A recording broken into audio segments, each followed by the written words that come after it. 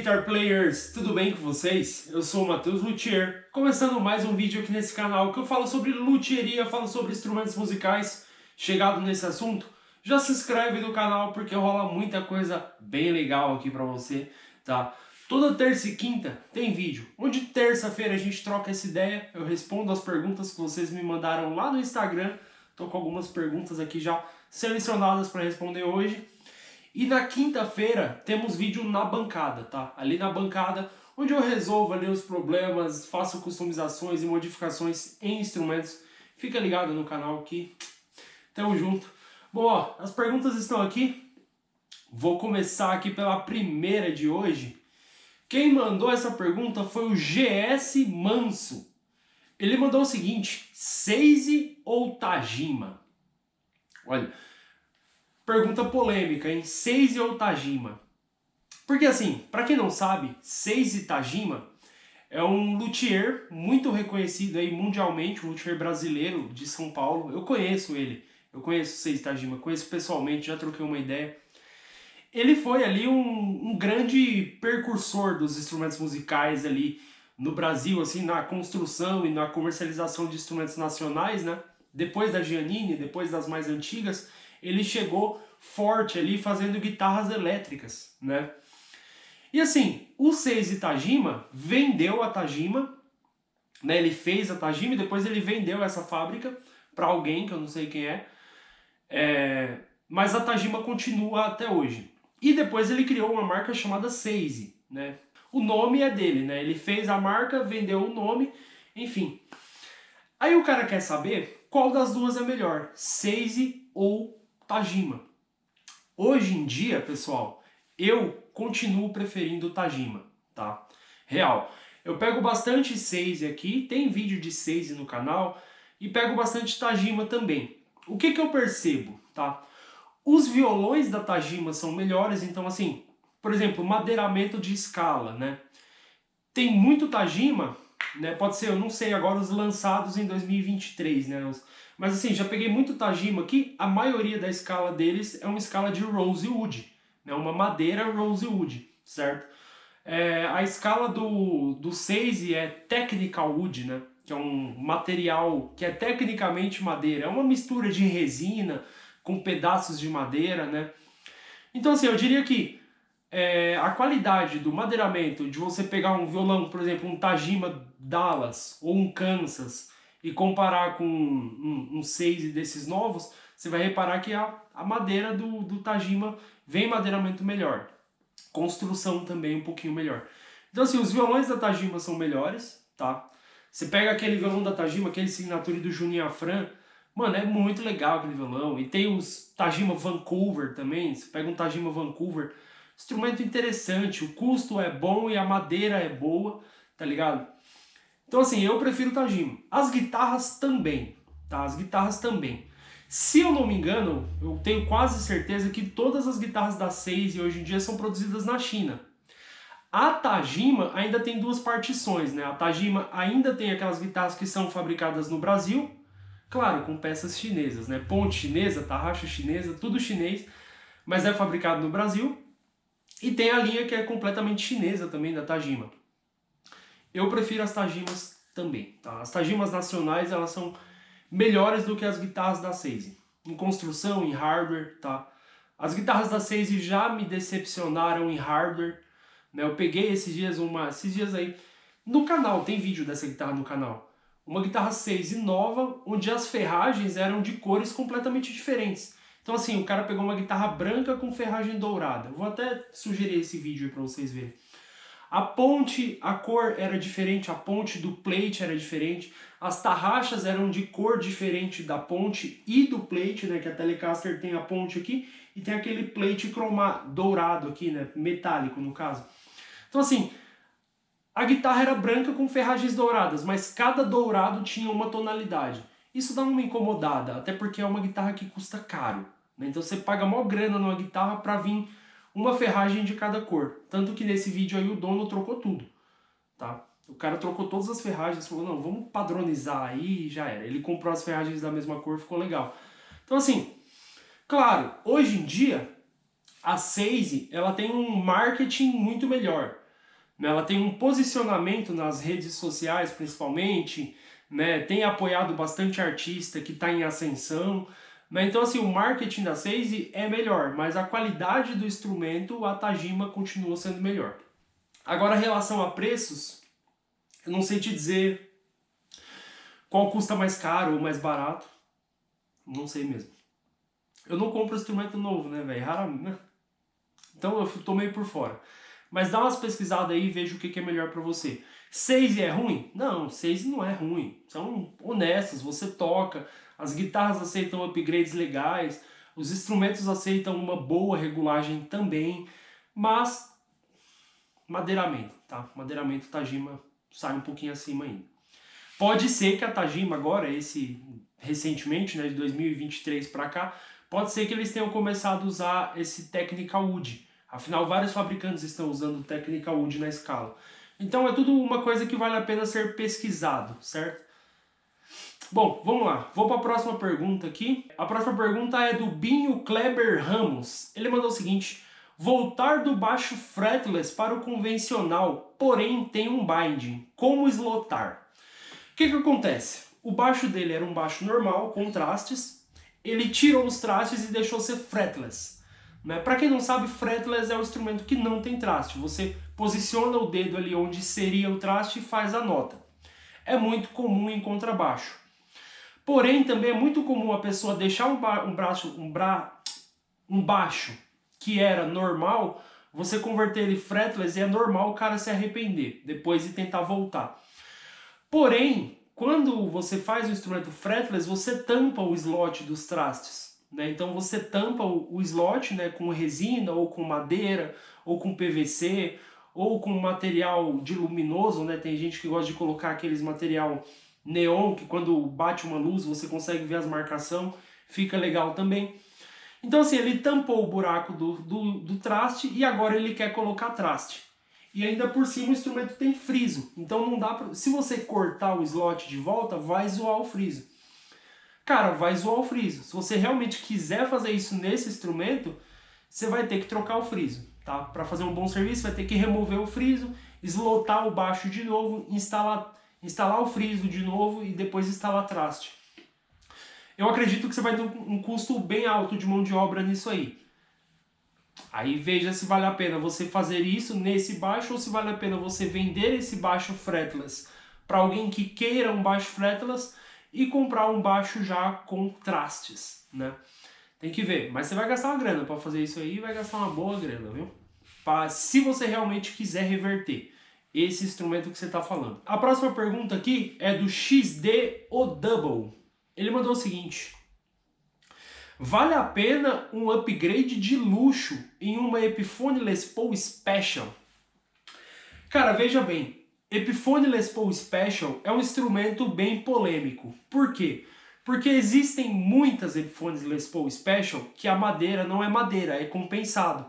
Então é um monte de lâmina colada e não é um corpo sólido de madeira. Porém, tem algumas Epiphones Les Paul Special que tem o corpo de madeira sólida, tá?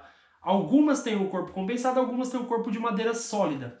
Inclusive eu estou com uma aqui na oficina, tá ali atrás, que o corpo dela não é laminado, o corpo dela é madeira sólida. Então eu tava olhando e eu pensei, pô, essa Special, ela é uma Special das boas, porque pelo menos o corpo não é de compensado. O corpo é, por incrível que pareça, o corpo é 2 peças de madeira. Eu vou pegar para mostrar para vocês. Aqui tá só o corpo dela, o braço tá passando por uma manutenção, mas ó, a gente olha por aqui, ó, se a gente olhar por aqui, é madeira, tá? Parece ser mogno mesmo aqui, ó. Pela cor da madeira, parece muito bem ser um mogno. Então assim, aquela guitarra, aquele corpo ali, de Epiphone Special, por mais que seja um corpo de Special, tá um corpo legal. Então ali eu diria que sim, vale a pena você fazer um upgrade de luxo, né? Vamos considerar aqui o que seria upgrade de luxo, né? Seria você pegar tudo do mais caro, né? Então você pega captadores americanos, pô, quero colocar captadores Gibson, aí você pega a ponte Gotô, né? A ponte que vem na Epiphone não é ruim, tá? Se você quiser usar ela, você não vai ter problemas. Mas você pode colocar ali ponte Gotô, coloca uma elétrica CTS, tá? Tarraxas Gotô também, coloca nut de osso. Vai gastar uma boa graninha, né? Só em peças ali você vai gastar mais de 4 mil reais. Se você pegar tarraxa e ponte Gotô, captadores Gibson e elétrica CTS, você vai gastar entre 3,5 a 4,5 ali de peças, né? Então tem que botar isso na balança. Então assim, um upgrade de luxo, você vai gastar muito mais do que vale a guitarra. Uma guitarra daquela deve valer mais ou menos R$1.000, 1.200, 1.300, sei lá, 1.500, não sei. Tô por fora dos preços também. Mas digamos assim, você vai gastar muito mais do que vale a guitarra na guitarra, tá? Aí assim, por exemplo, se você pegou a sua Epiphone Special, viu que ela tem um corpo de madeira, que pô, pelo menos o corpo não é compensado, tá? Algumas são, algumas não, já falei. Então assim, pô, a minha guitarra tem um corpo de madeira. Outro ponto, você gosta dela? Porque o visual dela é aquele visual ali, né? Não é um visual de Les Paul clássico, mas ela lembra bem. Então assim, você curte o visual dela? Curte. Curte a tocabilidade? Você acha o braço dela confortável? Se você achar, ótimo. O braço dela está bom? Você precisa levar no luthier e pedir para ele avaliar o braço. Ver se o braço está reto. Pede para ele conferir o tensor. Veja se o tensor está bom, né? Pô, o tensor está bom e o braço não está empenado, não está torcido, né? Às vezes o problema é você pegar braço torcido. Então assim, o que você vai avaliar para saber se vale a pena ou não o upgrade? Primeiro ponto, você gosta da guitarra? Sim ou não? Segundo ponto, a estrutura dela é boa? Né? Então o braço é bom, encaixes de tróculo de braço é legal. Se você vê que está tudo ok e você tem essa grana para dispor, né, e você gosta da guitarra, vale a pena fazer. Porque, por exemplo, às vezes, cara, essa foi a sua primeira guitarra, né? E às vezes a gente tem um sentimento com aquele primeiro instrumento, né? A gente lembra de quando a gente era adolescente ou era criança e ficava tentando tirar os primeiros acordes, né? Então, assim, vamos supor que você tem uma ligação emocional no instrumento e que seja um instrumento que está com a estrutura boa. Aí, cara, gasta o dinheiro lá. Gasta o dinheiro, tá? Bota a peça boa, manda fazer o que você quer, entendeu? E não passa vontade não, velho. Manda fazer. Aí, claro, né? Vai ter gente que vai chegar em você e falar: pô, você investiu uma grana numa guitarra que não é uma top de linha. Você poderia ter investido essa grana numa Epiphone Standard, por exemplo, em vez de investir numa Special, né? Você poderia ter investido numa Standard. Vai ter gente que vai falar isso pra você, tá ligado? Mas aí, assim, se você realmente gosta daquela Special, mano, e foi a sua guitarra que tem um valor sentimental pra você, mano, tudo certo. Entendeu? Vale a pena. Vale o investimento, vale o risco e tudo mais, né? E assim, agora sei lá, se fosse aquelas guitarras, se fosse Epiphone Special de compensado, de madeira compensada, elas não têm já uma construção tão legal quanto essas de madeira. Não só pelo material, mas assim, os encaixes de braço, o posicionamento de ponte, essas coisas. Eu percebi que essa série aqui, que é de madeira, essa linha aqui de madeira, eu percebi que ela é bem construída, tá? Enquanto aquelas que são de compensado não são. Então assim, se você, pô, abre a tampinha da elétrica dela, né, aquela tampinha dos potenciômetros atrás, e veja se é madeira ou se é um monte de madeirinha, um monte de chapa de madeira colada uma em cima da outra. Se a sua for a de compensado, eu fosse você, não investiria tanta grana, né? Pô, mas eu tenho um valor sentimental por ela, não sei o que lá. Pô, faz um upgrade básico aí, coloca uns captadorzinhos mais ou menos, coloca... Entende? Sei lá. Faz um, não mais ou menos, né? Coloque bons captadores, mas... Se eu fosse você, não faria upgrade de luxo se a guitarra não tiver uma boa estrutura, né? Mas também não recomendo que você abandone a guitarra, né? Porque eu reconheço que sim, existem muitas guitarras que não têm uma estrutura tão legal, mas o dono gosta, o dono curte o som, né? Curte a pegada e aí sim, aí meu. Mas seja racional no upgrade, certo?